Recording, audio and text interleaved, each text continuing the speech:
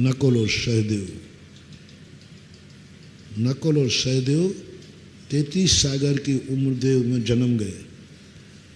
और ये धन हो गया, ये मेरा सरवार सिद्धि में जन्म हुआ, मेरे सरवार सिद्धि में जन्म हुआ। जिनवाणी हंसती है, बावला कहेगा। सरवार सिद्धि में जन्म नहीं हुआ है, तुझे 33 सागर का जेल हुआ है अपराध का।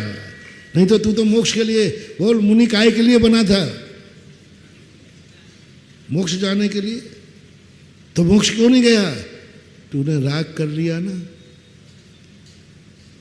तूने अपना राग नहीं किया, इतना राग किया कि इन बड़े बड़े महाराजों को, क्योंकि सबसे ज्यादा दुख दुश्मन दे रहा था भीम को, युधिष्ठिर को, अर्जुन को, क्योंकि वो उसके बैरी थे। सबसे ज्यादा दुख उन्हीं को दे रहा था।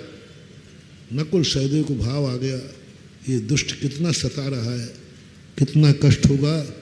बस उसी समय आयु बंद हुआ और 33 सागर का जेल।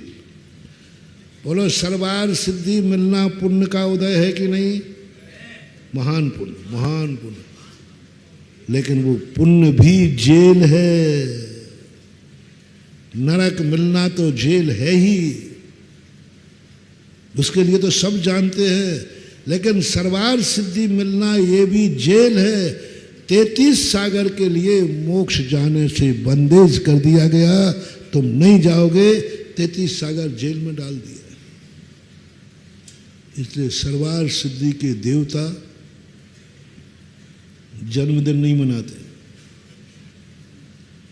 कोई देवता अपना जन्मदिन नहीं मनाता। सरवार सिद्धि के देव सबसे ज्यादा पुण्यात्मा। क्या चीज मिली है उनको? ऐसा वैभव मिला बहुत बड़ा, लेकिन वो देवता कभी जन्म जयंती नहीं मनाते अपनी। क्यों? वे जानते हैं, तत्वज्ञानी हैं, द्वादशांग के पाठी हैं। बोले ये देखने में आ रहा है कि अच्छा है, ये तो सजा मिली है मुझे, सजा 33 सागर की सजा। पुण्य को सजा मान ले, पुण्य को बेड़ी मान ले। पुण्य कर्म के उदय से जो हमें मिला है उसको लोग बंधन मान ले। यही तो समय सार में कहा था, सोने की बेड़ी और लोगों ने क्रियाओं में लगा दिया। पुण्य की क्रिया और धर्म की क्रिया, अधर्म की क्रिया वो कर्म के संबंध में थी कि तू पुण्य पे मत उतरा। पुण्य कर्म भी तुझे बांधता है, पाप कर्म भी बांधता है। एक नरकों में ले जाता है, एक स्वर्ग में ले जाता है। मोक्ष से तो दोनों रोक देते हैं, चाहे सोने की बेड़ी हो या बंधन की अपेक्षा। ही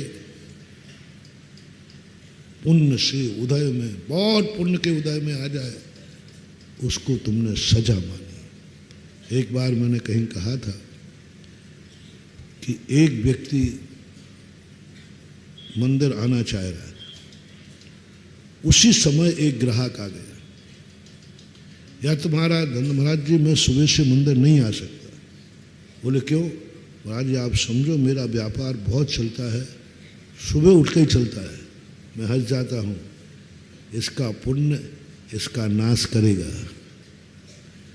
क्योंकि जिस पुण्य कर्म के उदय से धर्म बाधित हो, बस वही पुण्य तुम्हारे विनाश का कारण बनेगा। मोटिवेशन मान लो, मंत्र मान लो।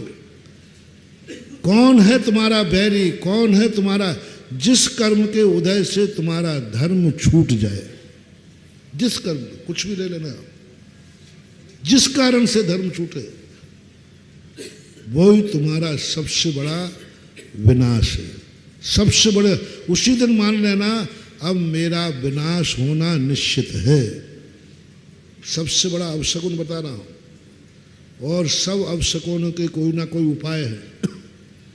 लेकिन जिस कारण से तुम्हारा धर्म छूट जाए, तुम धर्म नहीं कर पाओ, वही तुम्हारी जिंदगी का सबसे अशुभ दिन है। किस कारण नहीं आ पा रहे आप? बुरा नींद आ रही है।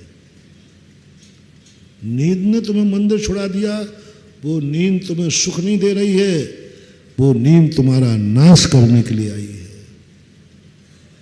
तुम मंदिर आ रहे थे, उसी समय तुम्हारे रिश्तेदार आ गए, ब्याई जी आ गए, आ ही रहे थे, बिल्कुल नियरेस्ट तुम्हारा रिश्तेदार है। यदि तुम मंदिर चले गए तो वो बुरा मान जाएगा। अब आप क्या करोगे?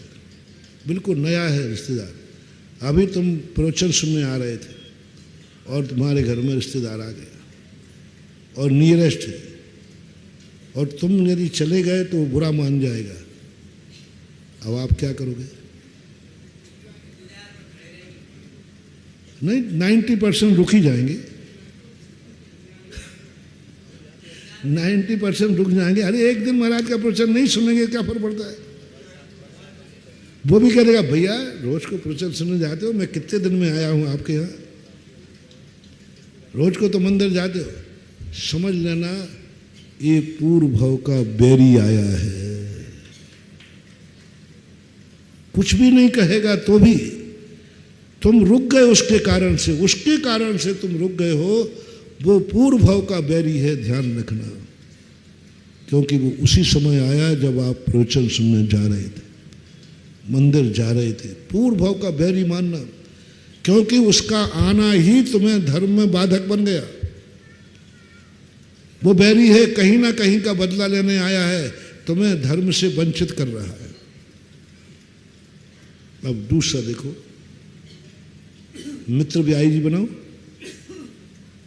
ब्याई जी सोचेगा रिश्तेदार कि इस समय इसके मंदिर जाने का समय है, यदि मैं चला गया तो ये मुझे बहुत चाहता है, और ये प्रवचन चल रहा है महाराज का, और वो प्रवचन को जाता है, और मैं जाऊंगा नियम से ये प्रवचन छोड़ देगा, क्योंकि ये मुझे बहुत चाहता है, और ये मंदिर नहीं जाएगा। वो तुरंत उस समय को टाल देगा जिस समय तुम घर में से प्रवचन को निकल रहे हो। वो घूम जाएगा, गांधी चौक का चक्कर लगा देगा, अभी नहीं जाऊंगा, क्योंकि मेरा रिश्तेदार का ये समय धर्म करने का है, ये मंदिर जाने का है, ये प्रवचन सुनने का है, ये समय उसकी सामायिक का है, ये समय उसके स्वाध्याय का है। वो टालेगा, पता करके रहेगा, और थोड़ी देर बाद पहुंच जाएगा। और या समझ लेना, यदि इतना उसने सोचा है कि मैं धर्म करूं या नहीं करूं, अपने लोगों को धर्म में बाधक नहीं बनना। तुम धर्म करना या नहीं करना, तुम्हारे कारण से कोई धर्म में बाधक तो नहीं बन रहा है, तुम्हारे डर से कोई धर्म तो नहीं छोड़ रहा है, तुम्हारे भय के कारण से कोई तुम्हें, हाँ घरों में खूब करती चलती है, कई लोग दान देना चाहते, डर है, बहू दान देना डालती, सासू का डर है।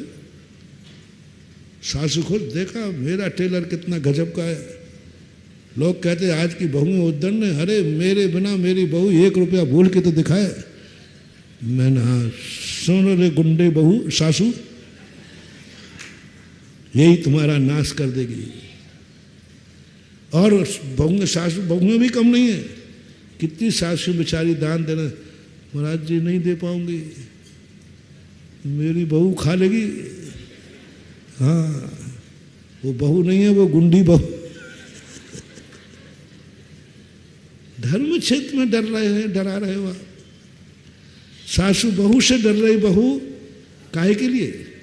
पाप के लिए, बुरे कार्यों के लिए। अरे गलत कार्यों के लिए यदि तुम्हारा डर है तो तुम महान हो, कोई अच्छे कार्य के लिए डर रही है तो तुम्हारा डर तुम्हारे नाश कर देगा, सर्वनाश कर देगा। जय जिनेंद्र, अगर आपको मेरी वीडियो अच्छी लगती है तो प्लीज़ मेरे चैनल को सब्सक्राइब करिए, लाइक करिए, शेयर करिए। इसी तरह से अपना प्यार मुझे देते रहिए।